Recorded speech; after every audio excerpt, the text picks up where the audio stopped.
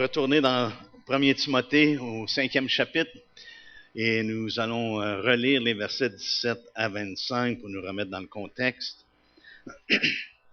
Ça nous dit que les anciens qui dirigent bien soient jugés dignes d'un double honneur, surtout ceux qui travaillent à la prédication et à l'enseignement.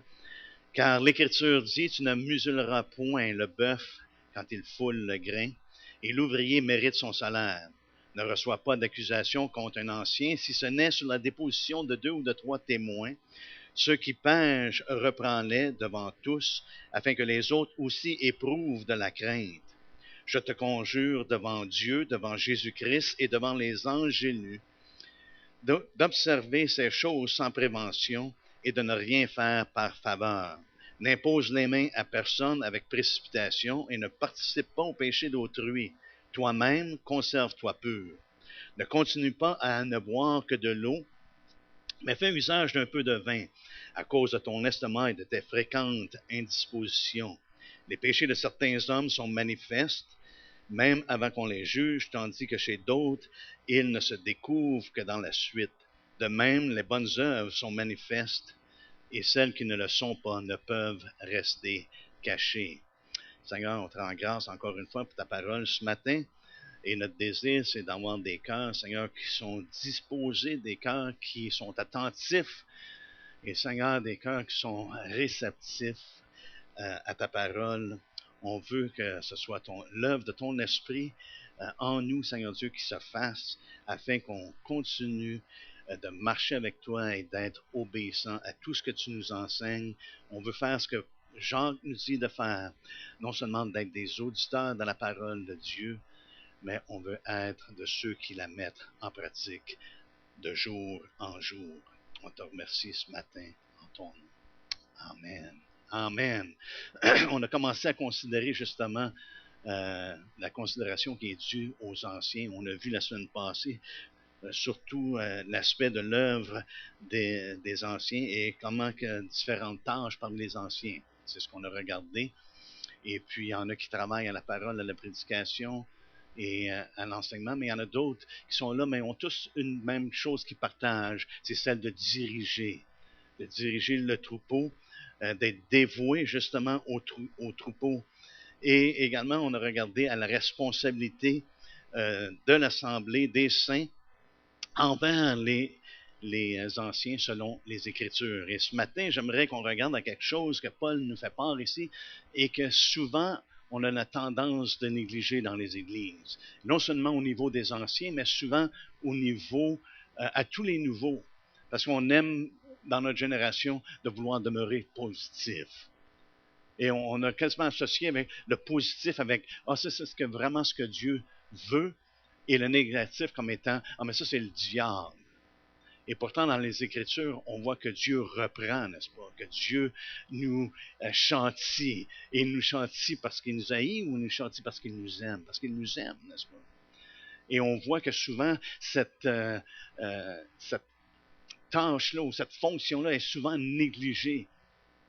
Négligée envers l'Assemblée, mais souvent également négligée envers les anciens. Et c'est pour ça qu'on voit de l'abus. On voit qu'il peut se passer beaucoup d'abus. Et on le retrouve également au sein des Écritures, qu'il y a de l'abus à ce niveau-là. Pourquoi? À cause d'un manque de discipline, à cause d'un manque de reprendre lorsque c'est nécessaire. Mais la chose que j'aimerais amener votre attention, premièrement, on sait que Paul voit que toute chose doit être examinée bibliquement, n'est-ce pas? Il dit d'examiner toutes choses et de retenir ce qui est bon. Et ce qu'on voit que Paul, il a un standard. Il a un standard qu'il met devant Timothée et devant Tite, un standard pour les anciens. Je crois que c'est un standard, évidemment, qui a été révélé par le Seigneur. Le standard, c'est d'être irréprochable. Un des standards pour les anciens, c'est qu'ils soient irréprochables. Et c'est pour ça qu'ici, il dit ne reçoit point d'accusation contre un ancien. Oui. La première chose qu'il dit, ne reçoit point d'accusation. Parce qu'un ancien devrait être, au premier abord, irréprochable. C'est une des qualités, des qualifications qu'il devrait avoir, c'est qu'il soit irréprochable. C'est ce qu'il dit dans 1 Timothée 3.2. Et si quelqu'un désire d'être évêque et désire une œuvre excellente, il faut donc que l'évêque soit irréprochable. Dans Tite, il le répète à 2 reprises, comme on dit en anglais, back to back, suite à suite. Il le répète. Dans Tite 1, au verset, il a dit qu'il avait laissé Tite là pour établir justement des anciens dans chaque ville. Au verset 6, il dit, s'il s'y trouve quelqu'un homme irréprochable, la première chose que Tite devait faire pour considérer quelqu'un qui soit un ancien, un évêque, première chose, qu'il soit irréprochable. Et il renforce justement ce standard-là. Au verset 7, il dit, car il faut que l'évêque soit irréprochable comme économe de Dieu, comme serviteur de Dieu. Il faut qu'il soit irréprochable. Et c'est pour ça que Paul met en garde Timothée de faire attention, de ne pas recevoir d'accusations contre un ancien. Et il donne des stipulations. Regardez le standard que Paul lui-même fait rapport avec sa propre vie dans 2 Corinthiens. 2 Corinthiens au chapitre 6. Excusez.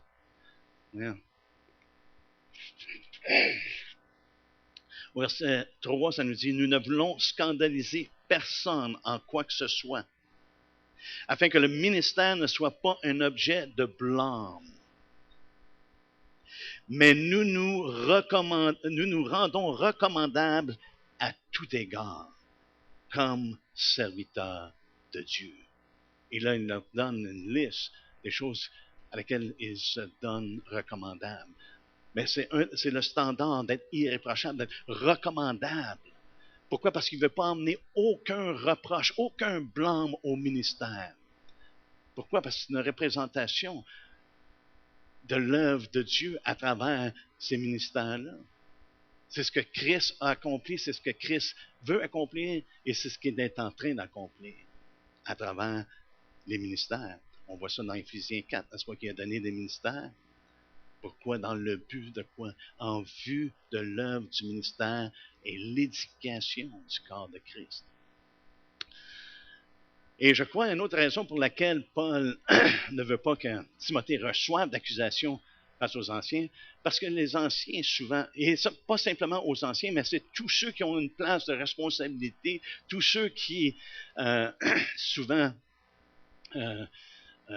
sont en leadership, on pourrait dire, sont souvent sujets aux accusations. Lorsqu'une personne est de l'avant, souvent sont sujets aux accusations. C'est pour ça qu'il dit, ne reçois pas d'accusation contre un ancien. Pas tout simplement comme ça. Là. Est-ce qu'on peut penser à des personnes qui ont été accusées, des personnes qu'on pourrait dire qui avaient des positions de responsabilité, soit dans l'Église, ou même dans l'Ancien Testament? Il y a toujours des personnes qui ont des responsabilités vont être sujettes, ces personnes-là, à des accusations. Je pense aux souverains bergers. On a vu la semaine passée dans 1 Pierre, n'est-ce pas, au 5e chapitre, concernant les anciens, et qu'il leur dit, vous avez pesé le troupeau de Dieu, et comment le faire? Mais il leur dit, au verset 4, il dit, lorsque le souverain berger va apparaître, nous allons avoir une récompense. Mais il est le souverain berger. Lorsque Jésus était sur la terre, frères et sœurs, il était le berger qui marchait et qui paîtait le troupeau. Mais Jésus, est-ce qu'il a été accusé? Est-ce qu'il a été sujet à des accusations à maintes et maintes reprises? Comment est-ce que le peuple cherchait à l'accuser? On va juste prendre quelques exemples de choses qui peuvent être vraiment de graves accusations qui peuvent se porter envers un berger, envers des anciens, envers des personnes qui sont responsables. Jésus a été accusé et par des accusations blasphématoires. Il a été accusé de quoi? D'être possédé de Béelzébul. Hein, c'est toute une accusation. Hein? Le roi des rois, le Fils de Dieu, le Saint d'Israël, c'est ce qu'il est nommé, le Saint d'Israël, accusé d'être possédé de Béelzébul. Dans Matthieu 10, si vous voulez tourner avec moi dans Matthieu 10, Jésus dit à ses disciples, au verset 24, il dit, le disciple n'est pas plus que le maître, ni le serviteur plus que son Seigneur. Il suffit au disciple d'être traité comme son maître et au serviteur comme son Seigneur. S'ils ont appelé le maître de la maison Béelzébul, à combien plus forte raison appelleront-ils ainsi les gens de sa maison?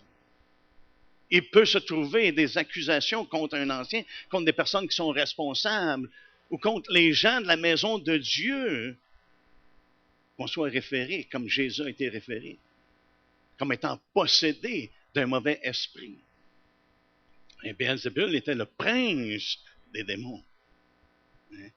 Et ils ont accusé Jésus. Et c'était blasphématoire de dire qu'il était possédé de Béelzébul.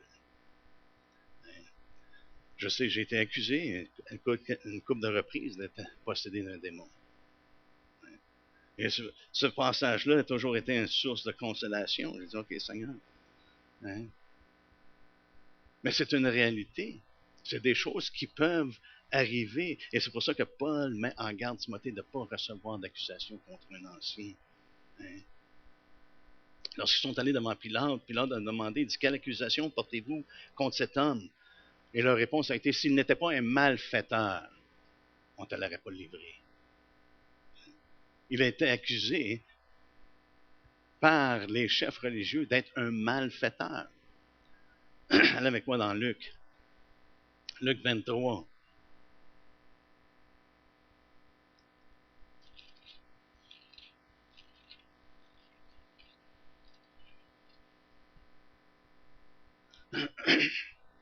Au verset 1, ça nous dit, ils se levèrent tous et ils conduisirent Jésus devant Pilate. Ils se mirent à l'accuser devant, à disant, nous avons trouvé cet homme excitant notre nation à la révolte,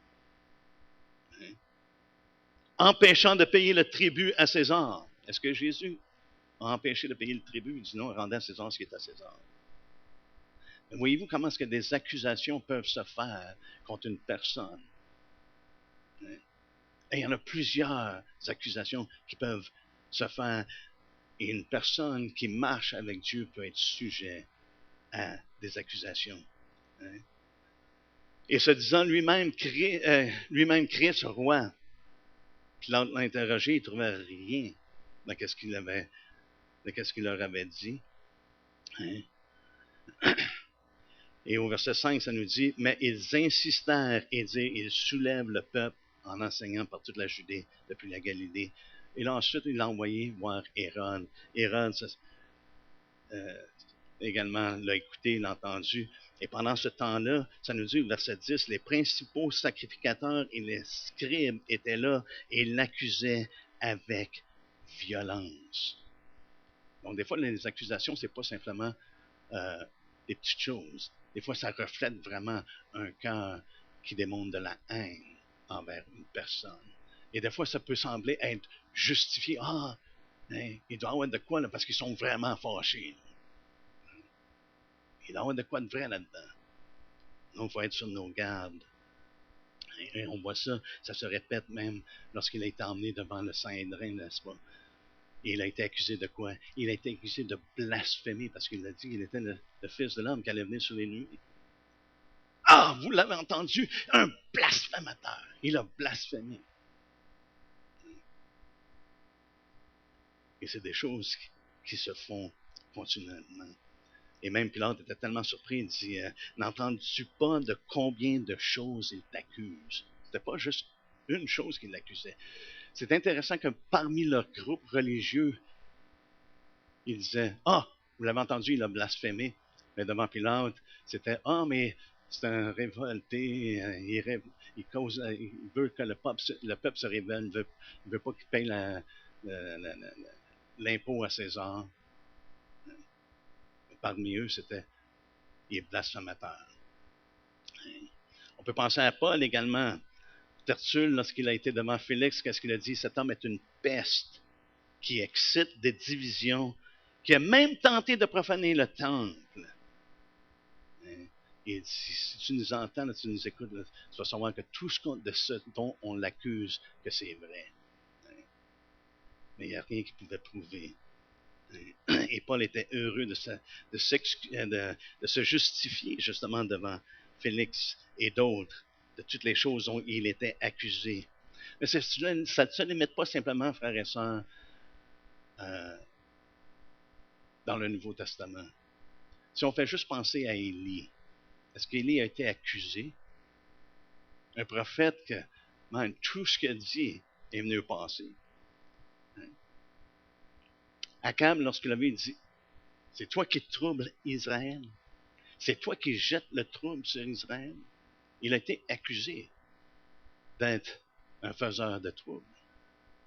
Et on retrouve ça continuellement. Jérémie, c'est la même chose. Il a été accusé à cause de sa prophétie qui dit que ce qui est arrivé à Silo va arriver également à Jérusalem. Et ils l'ont condamné pour ça. Il mérite quoi? Ils ont dit, il mérite la mort. Parce qu'il avait prophétisé. Et même quand les gens de son propre peuple sont venus pour lui demander conseil, ils ont dit, va chercher la face de Dieu pour nous. Et tout ce que tu vas nous dire, on va le faire. Parce que ces gens-là voulaient s'en aller en Égypte. Et lorsque Jérémie, après 10 jours de prier, de chercher la face du Seigneur pour avoir une parole pour eux, il leur donne la parole. Il dit, allez pas en Égypte. Et savez-vous ce que les gens ont dit? Tu es menteur. Ce que tu nous dis, c'est un mensonge. Vous pouvez le vérifier dans Jérémie 43. Tu nous dis un mensonge. Et pourtant, tout ce que Jérémie avait prophétisé jusqu'à ce temps-là était arrivé. Les enfants d'Israël étaient emmenés captifs à Babylone. Et maintenant, il leur dit, voici la parole de Dieu. Après 10 jours, c'est pas une parole mais il a cherché la face de Dieu pendant 10 jours.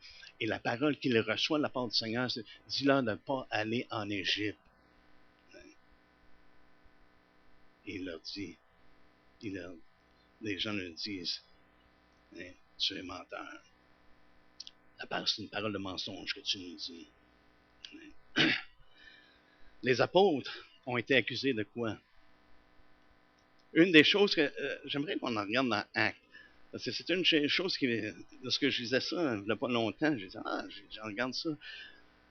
Ça semble quasiment comme dans une génération.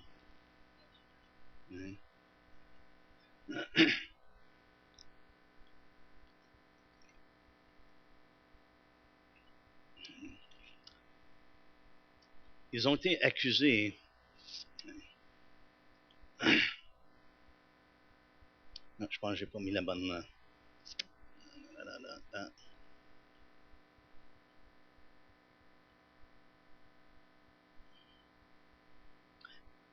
OK. Dans Acte 5.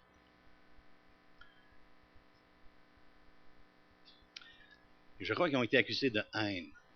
C'était des gens qui étaient haineux. Des gens qui cherchaient à tirer vengeance. Dans Acte 5, après qu'ils ont été strictement défendus d'enseigner dans le nom de Jésus, et ça nous dit au verset 28, nous ne vous avons pas défendu expressément d'enseigner en ce nom-là, et voici, vous avez rempli Jérusalem de votre enseignement, et vous voulez faire retomber sur nous le sang de cet homme. Vous voulez tirer vengeance, vous voulez faire retomber sur nous le sang de cet homme. Mais vous avez de la haine envers nous, et vous voulez faire retomber le sang de cet homme. Et pourtant, c'est eux-mêmes qui ont dit, là, si on fait crucifier Jésus, que son sang retombe sur nous. C'est pas comme la façon que ça fonctionne encore aujourd'hui. Comment est-ce que les gens, souvent, qui vont accuser les autres d'haïr, ce sont eux qui ont la haine.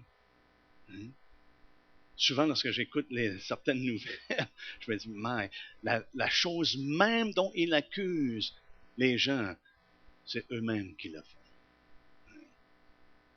Et ici, on voit qu'ils n'aimaient pas les apôtres, non seulement par l'enseignement, mais ils voulaient faire retomber sur nous autres son sang. Est-ce que ça, c'est de l'amour?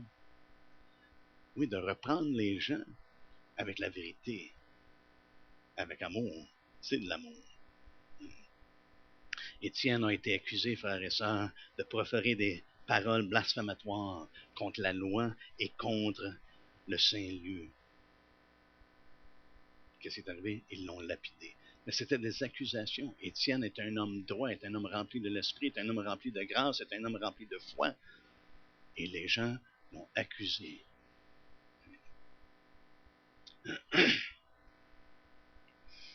Donc, c'est une des choses pourquoi que Paul dit à Timothée de ne pas recevoir d'accusation contre un ancien. Pourquoi? Parce que les anciens peuvent être sujets à des accusations par les hommes.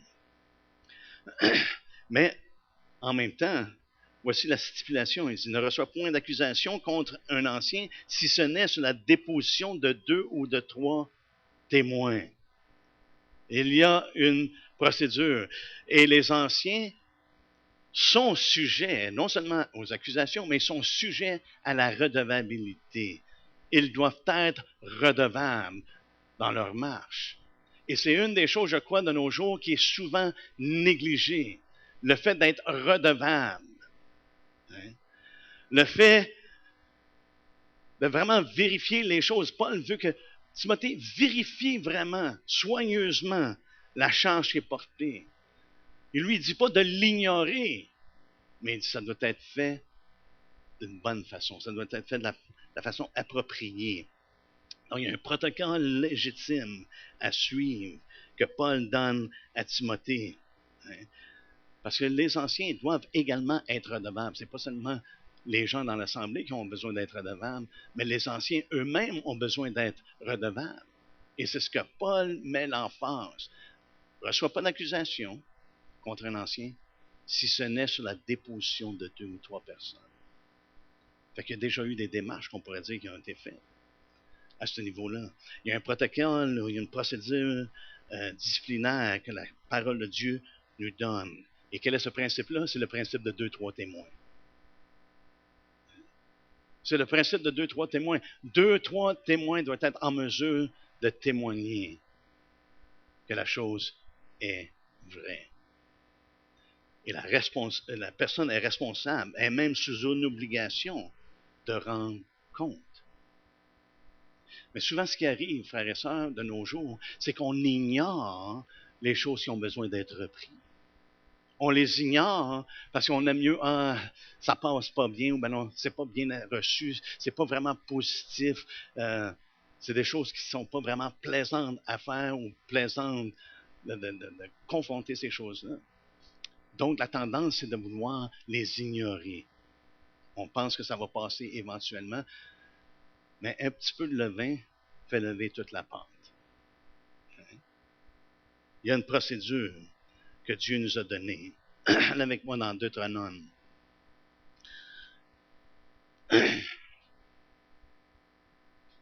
Deutéronome 19.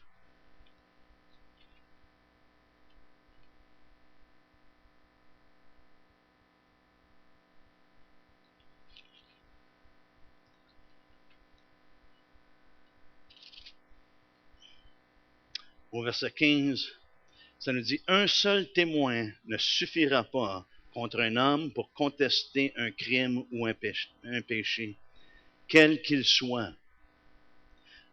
Un fait ne pourra s'établir que sur la déposition de 2 ou de 3 témoins. On voit ici que Paul s'appuyait sur les Écritures, n'est-ce pas? Déjà, il a dit concernant de prendre soin des anciens, il s'est appuyé sur les Écritures. Maintenant, encore une fois, par rapport aux accusations, il s'appuie sur les Écritures. Un seul témoin ne suffira pas. Ça prend au moins 2, 3 témoins. Et c'est quelque chose que Paul a mis en pratique. Si on va ensemble dans 2 Corinthiens 13, 2 Corinthiens 13, voici ce que Paul, comment est-ce qu'il... Et on sait dans Corinthiens, c'est que Paul avait souvent des situations avec les Corinthiens, n'est-ce pas? C'est intéressant qu'il écrit ça exactement dans ce livre-là, à la fin du 2e livre, parce qu'il a passé 2 épîtres pratiquement à les reprendre sur plusieurs choses. Et ça nous dit au 13e chapitre, verset 1, ça nous dit, « Je vais chez vous pour la 3e fois. Toute affaire se réglera sur la déclaration de 2 ou de 3 témoins. » Fait que c'est un principe que Paul a appliqué et c'est un principe qu'il a enseigné à Timothée qui connaissait les Écritures. Timothée ne reçoit pas une accusation contre un ancien si ce n'est sur la déposition de 2, 3 témoins. Et quel principe que c'est ça? Est-ce que ce n'est pas le principe que le Seigneur lui-même nous a introduit pour l'Église dans Matthieu 18? Si quelqu'un prend son frère dans une faute, dans un péché, il a la responsabilité d'aller voir ce frère-là, cette sœur-là, et d'aborder. S'il se repent, tu as gagné ton frère. S'il ne se repent pas, tu as une autre responsabilité, c'est de prendre au moins un autre témoin que tu vas maintenant rendre quelqu'un de témoin de cette chose-là en l'annonçant et en confrontant cette situation-là. Et s'il ne l'écoute pas, parce que maintenant c'est 2 témoins, s'il ne l'écoute pas, maintenant c'est en présence de l'Assemblée. Fait que j'imagine que Timothée, si quelqu'un amène une accusation, c'est parce qu'ils ont suivi le protocole qui devrait être établi là. Malgré que pour les anciens, on va voir que parfois, dépendant comment est-ce que c'est fait, ça va tout de suite publiquement, ça va tout de suite devant l'Assemblée, on pourrait dire. Donc, il y a cette même procédure-là qu'on doit suivre, que Jésus a établie. Et ça doit se faire dans l'Assemblée et ça doit se faire même pour les anciens. Les anciens ne sont pas au-dessus de l'Assemblée. Ils sont serviteurs. Ils doivent marcher d'une façon irréprochable et d'être recommandables à tout égard en tant que serviteurs de Dieu. Et donc, ça implique que s'il y a besoin d'avoir réprimande, s'il y a besoin d'avoir correction, elle doit être également accomplie. Ce n'est pas un standard pour l'Assemblée et un autre standard pour les anciens. Et vous remarquez que dans la parole de Dieu, souvent ça nous parle les anciens. Le seul berger qui peut diriger par lui-même, c'est Jésus-Christ. Et c'est pour ça qu'il a donné des anciens, parce qu'il n'y a pas un homme qui peut baiser le troupeau par lui-même. Et c'est pour ça que Dieu donne des anciens, pour que ça soit fait dans l'ensemble. Parce qu'on a tous des manques. Mais dans l'ensemble, que les soins, que le troupeau soit bien paîtré, c'est ce qui est nécessaire. Ça prend plus qu'un homme. Ça prend le Christ à travers les différents ministères. Donc, la correction est nécessaire. On voit ça à travers les Écritures et Paul l'applique, cette discipline-là. Il l'a appliquée dans 1 Corinthiens 5 au point de livrer la personne qui était méchante, qui avait besoin d'être enlevée. Il l'a livrée à Satan. Mais le but, c'était afin que son âme soit sauvée. C'est ça qui est important. La discipline, ce n'est pas de se justifier, de dire « Ah! » C'est ça qu'il avait besoin. Il avait besoin de crever. Non, la discipline, c'est pour emmener justement les gens à être restaurés. À être restaurés. Paul a agi de la même façon. Dans Timothée, on l'a vu ensemble au premier chapitre avec Alexandre et Hyménée. Au premier chapitre de 1 Timothée, au verset 20, il y en a qui avaient quitté, justement, qui avaient perdu, qui s'étaient perdus, qui avaient fait le naufrage par rapport à la foi. Il dit, de ce nombre sont Hyménée et Alexandre que j'ai livré à Satan afin qu'ils apprennent à ne pas blasphémer. Donc, il y a eu des moments que Paul a été obligé d'appliquer une réprimande sévère, une correction sévère. Je pense que c'est important. Et ici, c'est le contexte dans lequel Paul parle ici au 5e chapitre. Il dit, ceux qui pêchent, reprends-les. au 20e verset. Ceux qui pêchent, tu ne reçois pas d'accusation, mais s'il y a 2-3 témoins, s'il y a des personnes sur 2-3 dépositions, ceux qui pêchent, reprends-les, hein, devant tous. Ça veut probablement dire que ces personnes-là, ces anciens-là, n'ont pas reçu. Si la personne connaissait qu'il y avait un problème, qui est allé les voir, ils ont tout simplement jeté sur l'arrière de leur dos. Parce que c'est souvent le cas, malheureusement. Je sais, je l'ai vécu, et il y en a plusieurs peut-être d'entre vous qui l'avez vécu. Quand tu vas voir un ancien, tu parles, on parle de péché, on parle de manque, on parle vraiment de continuer d'une conduite qui est reprochable. Pas simplement parce que c'est quelque chose qu'on n'aime pas. Hein? Parce que des fois, on fait les gens vont faire des choses, c'est pas la façon que moi je le ferais, puis j'aime pas ça, puis on commence à accuser, on commence à trouver des choses qu'on veut reprocher à la personne. Mais vraiment, il dit ceux qui pêchent. Hein, le terme qu'il utilise, c'est le terme de errer. Hein, qui ont une conduite qui est reprochable. Et ça demande de la correction. Hein. Le terme utilisé pour reprendre-les, c'est le même terme qui est utilisé dans Éphésiens 5:11, qui dit de condamner les œuvres de ténèbres. Ça nous dit de refuter, de condamner, de blâmer sévèrement, de montrer à quelqu'un sa faute et d'exiger une explication. Et c'est ça d'être redevable. S'il y a quoi de pas correct, hey, ça a peut-être bien été mal perçu, ou non, c'est peut-être bien juste quelqu'un qui a, comme j'ai mentionné, qui n'aime pas vraiment la personne et puis qui sont prêts à accuser. Mais s'il y a vraiment une déviation, une conduite qui est reprochable, ça a besoin, l'ancien et toute personne qui est emmenée dans cette condition-là a besoin d'être en mesure d'expliquer. Hein, et pas d'excuser, mais d'expliquer. Est-ce qu'il y a vraiment sujet de, de, de, de, de déviation ou de conduite qui est reprochable, ou c'est simplement parce que quelqu'un n'aime pas une personne? C'est quelque chose qu'on veut éviter, là. Parce que j'aime pas tellement bien la façon qu'une personne agit, et je commence à accuser.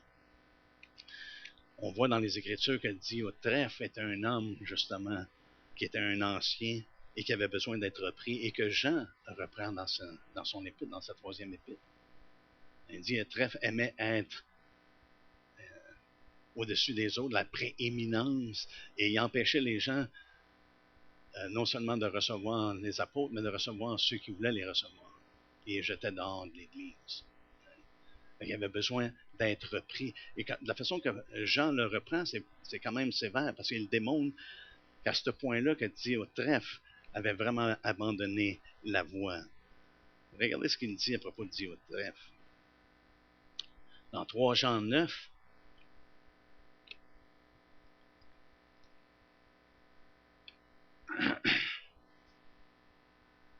il dit, j'ai écrit quelques mots à l'Église. Là, il a adressé l'Église. Mais Diotrephe, qui aime à être le premier parmi eux, ne nous reçoit point. C'est pourquoi, si je vais, je rappellerai les actes qu'il commet. Il allait mettre ça en lumière. Reprends-le, que ça nous dit dans Timothée, Paul a dit à Timothée, il dit, reprends-le devant tous.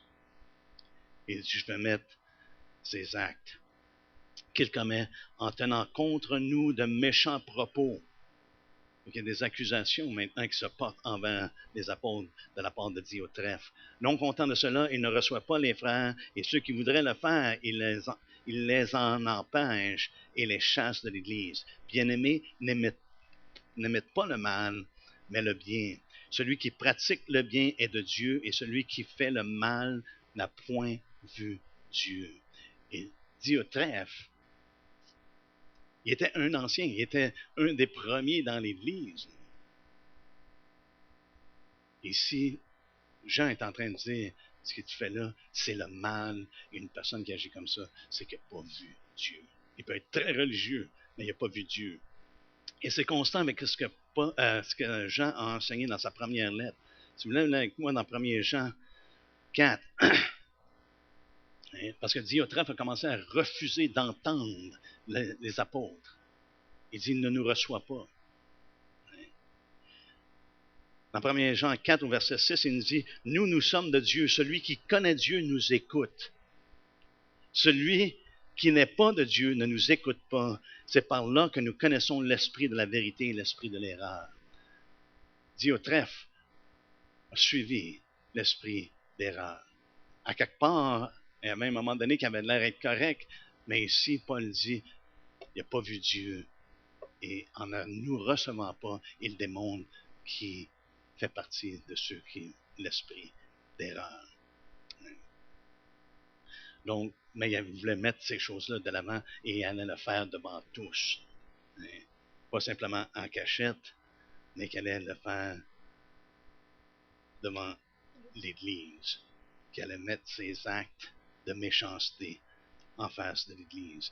Et Paul dit à Timothée, également, il dit de faire ces choses-là sans prévention et sans favoritisme. Et un des dangers, justement, des personnes qui sont en position de responsabilité, c'est que les gens, souvent, ils vont avoir du favoritisme, ils vont avoir de la prévention, ils vont avoir « Ah non, c'est une bonne personne, regardez tout ce qu'il a fait de bon, hein, on va laisser ça de côté. » là. Mais qui n'a pas de manquement? Levons la main. Qui n'a pas de manquement? Il n'y a personne qui n'a pas de manquement. Hein? Et c'est souvent ce qu'on va utiliser. Ouais, mais il n'y a pas personne qui n'a pas de manquement. Mais il y a une différence entre un manquement et de marcher dans le manquement, dans une conduite qui est inappropriée, une conduite qui ne rencontre plus justement ce standard-là d'être irréprochable. Mais que ta conduite démontre que maintenant elle est reprochable. Qu'est-ce que ça veut dire de faire ces choses-là sans prévention? Autrement dit, de ne pas avoir une opinion formée. C'est ce que le grec implique. D'avoir une opinion formée avant que les faits soient connus. Hein? Autrement dit, un préjugement. Sans favoritisme. Ça ne dérange pas à quelle hauteur qu'on pourrait dire, parce qu'aujourd'hui, on a tendance à regarder la position avec une hauteur. Oh, cette personne-là, wow. Ça ne dérange pas ce que la personne a accompli. Tous ses accomplissements. On ne devrait jamais nous montrer du favoritisme. Pourquoi? Parce que Dieu n'en démontre pas de favoritisme. Il nous appelle à ne pas démontrer justement de favoritisme. De démontrer du favoritisme, c'est de joindre un parti. C'est de donner sa faveur ou de la partialité. Ah, mais parce que c'est un tel. Ah non, on n'a pas besoin de dealer avec ça. Et Paul dit non. Tu fais ces choses-là sans prévention, sans favoritisme. Encore une fois, l'exemple de Jésus. Dans la parole de Dieu, ça nous dit que les pharisiens, les sadduciens, les chefs religieux, les gens qui auraient dû le recevoir, qui auraient dû le reconnaître, c'est eux qui formaient le projet continuellement de vouloir le faire mourir. Dans les Écritures, c'est continuellement. Ils cherchaient un moyen de le faire mourir. Ils avaient déjà formé leur opinion que Jésus, il faut qu'il meure. Même il y en a un qui l'a prophétisé sans le réaliser, n'est-ce pas? C'est mieux qu'il y en a un qui meurt que le peuple. Et ça a été continuellement comme ça. Ils cherchaient le moyen de le faire mourir. Et on a vu pendant les accusations, c'était toujours leur motif. Ils cherchaient un moyen. Qu'est-ce qu'on peut trouver? Là? Quelle accusation qui va coller là, pour qu'on puisse dire, OK, il mérite d'être mort, de mourir. Et quelle était cette accusation-là? Il a blasphémé. Qu'en pensez-vous? Il mérite de mourir. C'est tout ce qu'il avait besoin. Mais continuellement, c'est ce qu'ils cherchaient. Leur opinion était déjà formée. Jésus doit mourir. Pourquoi? Parce qu'il était une menace à leur système religieux. Et c'est souvent le cas lorsqu'il vient concernant la réprimande. Ça devient une menace pour les personnes. Souvent, ceux qui sont en position. Ça devient une menace à leur autorité, une menace à leur statut, une menace à leur position. Et ils ne veulent pas être réprimandés. Et Paul dit de le faire, mais de le faire d'une façon qui est biblique. 2 droits témoins. On ne passe pas notre temps à essayer d'accuser les gens. Mais par contre, on ne doit pas non plus ignorer lorsqu'il y a des choses qui ont besoin d'être adressées. Et c'est ce que Paul veut que Timothée fasse. Et ça a un effet préventif, n'est-ce pas? Regardez ce qu'il dit au verset 20. Il dit, ceux qui pêchent, reprends-les devant tous, afin que les autres aussi éprouvent de la crainte. Oh! Si un ancien a été repris publiquement devant tous, mais ça affecte aussi tous les autres anciens et ça affecte également l'Assemblée de dire, OK, s'il a été discipliné correctement, bibliquement, ça veut dire que si moi-même je fais telle chose, oh, ça veut dire qu'il n'épargnerait pas non plus la discipline. Et c'est une chose qui est importante dans l'Église. Comme je dis, en tant que parent, on ne passe pas notre temps à discipliner, n'est-ce pas? La plupart d'entre nous, on a eu des enfants. On ne passe pas notre temps à juste vouloir discipliner nos enfants. On veut les entraîner, oui. On veut les enseigner, oui. On veut les instruire, oui.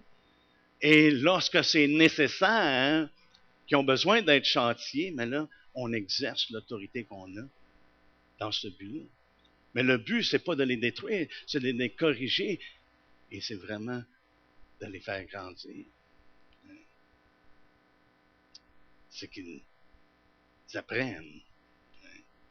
Il y avait un dicton en anglais.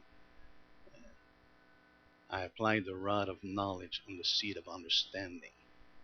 J'applique le bâton de la connaissance sur le siège de leur compréhension. Hein?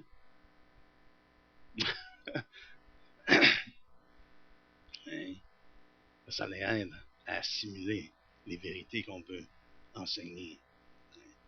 Mais Pierre, justement, dans son deuxième épître, il dit que Sodome et Gomorrhe sont donnés en exemple. Qu'est-ce qui leur est arrivé? Lorsqu'il y a une correction, ça devient un exemple pour les autres. Et c'est ce que Paul ici fait référence. Et c'est quelque chose qui doit être observé. Et Paul dit ici, au verset 21, il dit, je te conjure devant Dieu, devant Jésus-Christ et devant les anges élus, d'observer ces choses sans prévention et de ne rien faire par faveur. Hein? C'est quelque chose qui doit être observé et c'est solennellement. Il affirme solennellement que ces choses-là doivent être faites. C'est pas juste, je sais que c'est pas facile, mais ça te le dit pas, oublie ça. Là. Non. Il dit, je te conjure, j'affirme solennellement devant Dieu. Et Paul regardait Dieu comme étant suprême, comme étant souverain. Devant Jésus-Christ, que Jésus lui-même a dit, à qui tout jugement a été remis, n'est-ce pas? Et devant les anges élus, autrement dit, ceux qui ont gardé leur dignité, comme Pierre nous en fait part, et ceux qui n'ont pas péché. C'est devant eux, là. C'est comme si c'est dans la présence céleste. Ce que je te parle, c'est dans la présence céleste. Tu dois, je te conjure, j'affirme que tu dois. Qu'est-ce qu'il dit? Que tu dois mettre ces choses-là en application.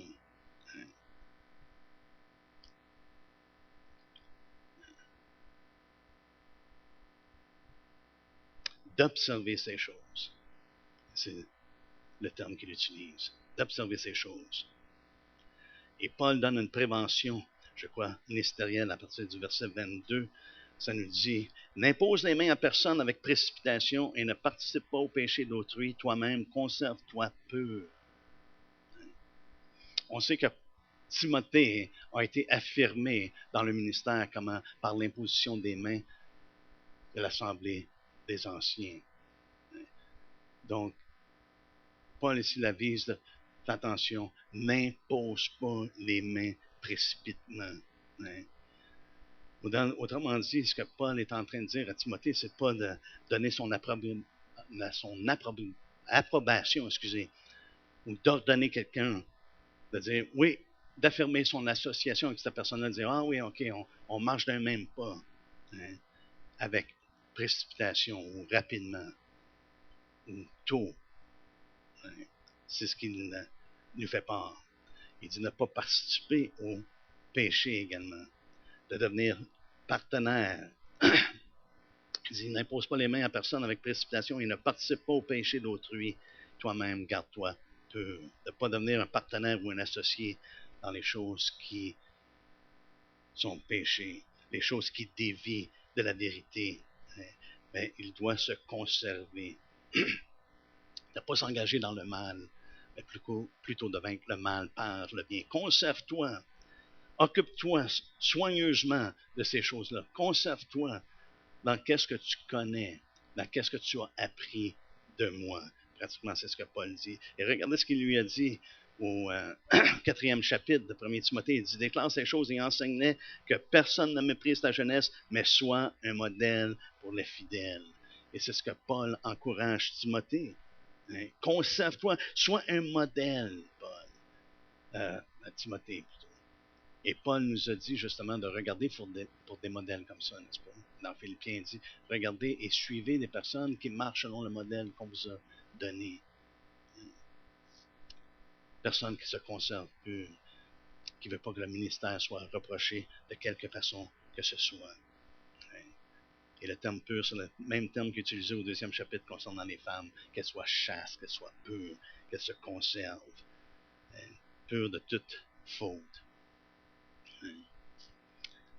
Rapidement, on va terminer le reste du chapitre. Et Paul ici donne une recommandation personnelle à Timothée. C'est là qu'on voit que c'est une lettre qui est quand même personnelle, n'est-ce pas? Tout d'un coup, il parle des choses qui sont vraiment doctrinales, des choses qu'il doit appliquer. Et tout d'un coup, en passant, j'aimerais te donner un petit conseil. Regardez ce qu'il dit. Ne continue pas au verset 23 à ne boire que de l'eau. C'est intéressant qu'il dise ça tout de suite après avoir dit « Conserve-toi pur ». Et j'ai l'impression que Timothée voulait faire en sorte qu'il n'y ait aucun reproche concernant sa vie. Au point que Timothée souffrait d'une maladie, d'une indisposition qui était fréquente. Mais il dit « Ne continue pas à ne boire que de l'eau ». Il buvait seulement que de l'eau. Il dit, ne continue pas à ne boire que de l'eau, mais fais usage, et l'enfance doit être un peu de vin. Parce que Paul a enseigné quoi? Il a enseigné que de ne pas être ivre de vin. De ne pas être rempli de vin, ça mène à la débauche. Mais il dit, fais un peu d'usage, mais fais usage d'un peu de vin à cause de ton estomac et de ta fréquente indisposition. Timothée avait un problème physique. Et ce que je trouve intéressant, c'est que Paul ne connaissait pas les doctrines des années 2000 ou des années 80. La doctrine qu'on est guéri garanti. Paul est ignorant de cette doctrine-là. Hein? Il l'instruit même pas de dire Timothée, accroche-toi, Dieu va te guérir, Dieu va te guérir. Dieu... Il n'y a aucune mention de ça. Il lui dit pas que t'es guéri par ses meurtrissures. Ce qu'il lui dit est un conseil naturel. Prends un petit peu de vin. Pourquoi? Parce que ça, probablement que l'eau dans ce temps-là n'était pas nécessairement la meilleure et que ça allait probablement aider avec les bactéries ou quoi que ce soit qui lui causait de l'indisposition. Lorsqu'on était dans les Philippines, on nous disait ne buvez pas l'eau. C'est soit qu'on achète de l'eau ou qu'on boit de la liqueur, et de la liqueur qui était renommée comme Pepsi ou Coke, pas la liqueur locale, parce qu'ils servent de l'eau. Mais les grosses industries, eux, purifiaient l'eau. Donc, c'était correct de boire la liqueur de ces compagnies-là versus les autres. Mais l'eau rendait malade les gens, à part que si tu étais vraiment habitué, tu as grandi là, les gens boivent l'eau, on dirait que ça ne leur fait rien. Mais pour d'autres, comme pour nous, ça aurait été difficile, même ça aurait pu nous causer de graves maladies ou des indispositions fréquentes. Donc, Paul ici n'instruit pas Timothée de réclamer sa guérison. Hein? Et puis, lui-même ne commande pas la guérison. Et une autre chose qui est intéressante, c'est qu'il n'a pas envoyé une lettre avec un mouchoir dedans. Vous riez, mais j'ai vu des lettres qui disaient « Ah, j'ai eu une révélation, je t'envoie ça, et puis le Seigneur va te bénir, ou va te guérir, ou va te quoi que ce soit. » Comment est-ce qu'il y en a qui ont envoyé de l'eau bénite? Comment est-ce qu'il y en a qui font référence au mouchoir, justement, que Paul, lui était vraiment loin. Jamais ça a été répété, cette affaire de mouchoir. Et Paul lui a pas envoyé un mouchoir, mais il dit, prends un petit peu de vin. Une solution qui était vraiment naturelle. Il lui a prescrit, on pourrait dire, un remède naturel plutôt qu'une guérison divine. Mais ça nous démontre quoi? Ça nous démontre que Paul, on sait que Paul a même témoigné que c'est par des guérisons, par des miracles, par des prodiges, Dieu a confirmé le ministère qu'il avait. Mais ce n'était pas animé de lui-même. C'était poussé par l'Esprit de Dieu. Et maintenant, l'Esprit de Dieu, est-ce qu'on croit que la parole de Dieu est inspirée de Dieu? Que c'est des hommes qui ont été poussés par l'Esprit? Poussés par l'Esprit, il dit, prends un petit peu de vin. Intéressant. On croit que Dieu guérit encore de nos jours. Le vendredi, comme vous l'avez entendu, c'est des besoins personnels et on continue, on persiste de prier pour des guérisons. Seigneur, interviens, Seigneur. Parce que les hommes sont limités, mais Dieu n'est pas limité. Il est vivant, il est toujours le même, il demeure toujours le même, il sera toujours le même. Il n'y a rien au-delà de lui. Mais il y a des choses que Dieu voit et connaît que nous, on ne connaît pas.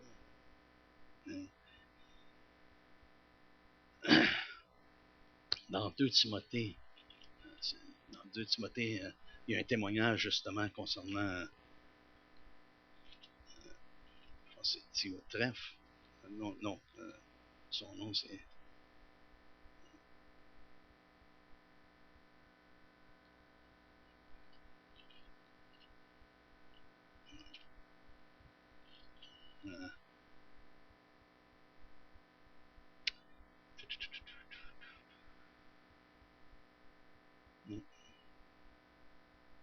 Je me trompe de livre, je crois.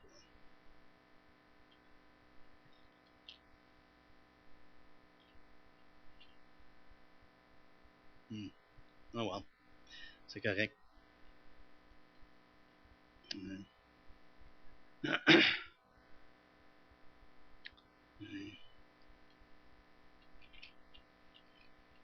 Oh, j'étais dans le premier.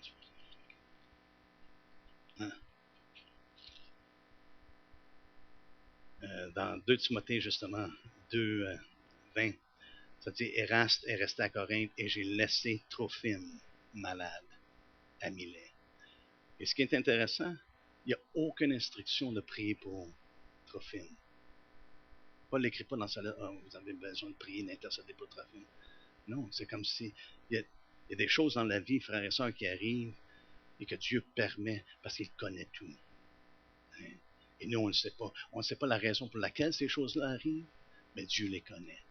Et il œuvre à travers ça. Et je pense souvent, savez-vous quoi? Ça nous donne une plus grande dépendance de Dieu. Hein? Ça nous donne une plus. Lorsqu'on passe à travers les épreuves, ça nous donne une plus grande dépendance de lui. Ça vient. Qu'est-ce que ça vient faire? Ça vient fortifier notre foi. Le but, c'est pas de d'ébranler notre foi. Le but, c'est de fortifier notre foi, qu'on s'accroche à Dieu. Seigneur, je crois. Je crois. Quel que soit ce qui arrive, je crois. Hein? Je m'attache à toi. Et c'est ce qui est arrivé avec Épaphrodite. Dans Philippiens 2, au verset 25, ça dit « J'ai estimé nécessaire de vous envoyer mon frère Épaphrodite, mon compagnon d'œuvre et de combat, par qui vous m'avez fait parvenir de quoi pourvoir à mes besoins, car il désirait vous voir tous, et il était fort en peine de ce que vous aviez appris sa maladie. Il a été malade, en effet, et tout près de la mort. Mais Dieu a eu pitié de lui. Et non seulement de lui, mais aussi de moi, afin que je n'aie pas tristesse sur tristesse. Paul n'a pas dit, non, non, non, Dieu, là, il faut qu'il le guérisse. Non, il dit, Dieu a eu pitié de lui et de moi. Parce que j'ai eu tristesse sur tristesse, ça aurait été une tristesse qui aurait été encore plus grande. Et Dieu connaissait son besoin. Et Paul encourage au verset 29, il dit, recevez-le donc dans le Seigneur avec une joie entière et honorez de tels hommes, car c'est pour l'œuvre de Christ qu'il a été près de la mort, ayant exposé sa vie, afin de supplier à votre absence dans le service que vous me rendiez. Il était prêt à mourir. Parce que c'est ça que je trouve des fois qui est difficile, parce que on a rendu l'Évangile comme étant le passeport pour se rendre au ciel. Et c'est ce qu'on présente aux gens. Et c'est ce que les gens sont intéressés. Qui ne serait pas intéressé d'avoir un passeport pour se rendre au ciel? Mais ce n'est pas ça l'Évangile. Frères et sœurs, l'Évangile, selon Paul, c'est la réconciliation avec Dieu. C'est le ministère de la réconciliation. Et c'est pas lorsqu'on arrive au ciel que ça se fait. C'est ici que ça se fait. C'est la parole de réconciliation. C'est le message de la réconciliation. Et c'est ce qu'on doit prêcher aux gens. C'est pas de se rendre au ciel. Ça, c'est un bénéfice. La vie éternelle, mais elle commence ici, en étant réconcilié avec lui. Quelle est la vie éternelle? Jésus dit, c'est de te connaître et de connaître celui que tu as envoyé. Pourquoi? Parce qu'on est réconcilié avec Dieu. C'est ça le message de l'Évangile. Donc, en terminant, Paul dit à Timothée que le péché de certaines personnes sont visibles immédiatement. Ça dit au verset 24, les péchés de certains hommes sont manifestes, mais même avant qu'on les juge. Donc, on le sait et puis on le reconnaît. Ils ont besoin d'être jugés, mais avant qu'on les juge, c'est très visible. Okay? Tandis que chez les autres, ils ne se découvrent que dans la suite. De même, les bonnes œuvres sont manifestes et celles qui ne le sont pas ne peuvent pas rester cachées. Okay? Et je pense qu'il y a un principe ici que Paul est en train de révéler. Tout vient à la lumière. Tout vient à la lumière. On va dire que ça vient ici pendant qu'on le voit et puis qu'on peut les adresser, mais sinon ça va être devant le jugement de Dieu, devant le tribunal de Christ. Tout vient à la lumière, autant le mal que le bien. S'il y a des œuvres qui sont faites en cachette, ça veut dire quoi? Éventuellement, ils viennent à la lumière également. Alors, qu'est-ce qu'on veut entendre, mais qu'on soit devant lui? Entre dans la joie de ton maître, bon et fidèle serviteur. N'est-ce pas? Il n'y a rien qui reste caché.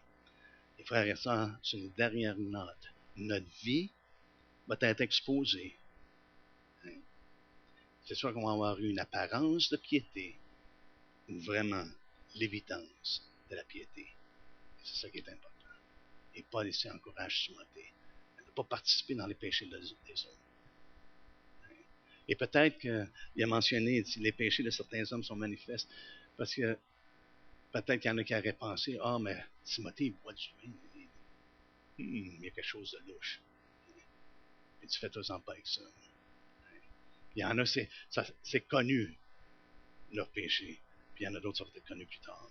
Mais c'était pas péché pour Timothée de prendre un petit peu de vin pour sa santé. Et j'ai connu un pasteur ici au Québec, je ne me rappelle pas son nom, mais le docteur voulait lui donner des médicaments. Et puis, il dit, tu as le choix. Il dit, soit je te donne des médicaments, ou bien non, tu prends une coupe de vin par jour pour ton cœur, pour ton sang, pour ta circulation, en tout cas. Et puis, la personne dit, j'ai jamais bu de vin de ma vie. Tu as le choix. Soit je te donne des pilules, ou bien non. Il dit, j'ai opté pour quelque chose de plus naturel. Il a commencé à prendre du vin. Et puis maintenant, il est rendu âgé. Il dit, depuis ce temps-là, il dit, j'oubliais tout le temps. Mais il dit, avec le temps, je suis venu à... Mais c'était médecine, de façon médicinale. Enfin, Médicinal, ok, merci. Allez, est-ce qu'on peut se lancer ensemble? Merci pour votre temps. Je vais finir ce chapitre-là aujourd'hui. Allez. Père, on est intéressé, Seigneur Dieu, non seulement de tout ce qui est bénissant dans ta parole, Seigneur, qu'on aime entendre, mais également les choses qui sont nécessaires pour la bienveillance, Seigneur Dieu, et puis la bienséance de ton assemblée.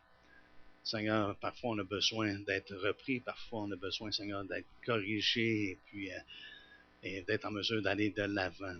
Ce n'est pas pour nous mettre de côté, Seigneur Dieu, mais tu veux nous emmener à grandir et puis à abandonner nos péchés et à s'attacher à toi de plus en plus. On te remercie pour tous tes conseils, Seigneur, qu'on voit dans ta parole. Et on te demande de nous donner la sagesse nécessaire pour mettre ces choses-là, Seigneur, en application lorsque c'est nécessaire. On ne veut pas faire de passe-droit, Seigneur, comme tu nous dis, sans faveur, sans prévention. On veut simplement obéir à ta parole et être dirigé par ton esprit. On te remercie en ton nom.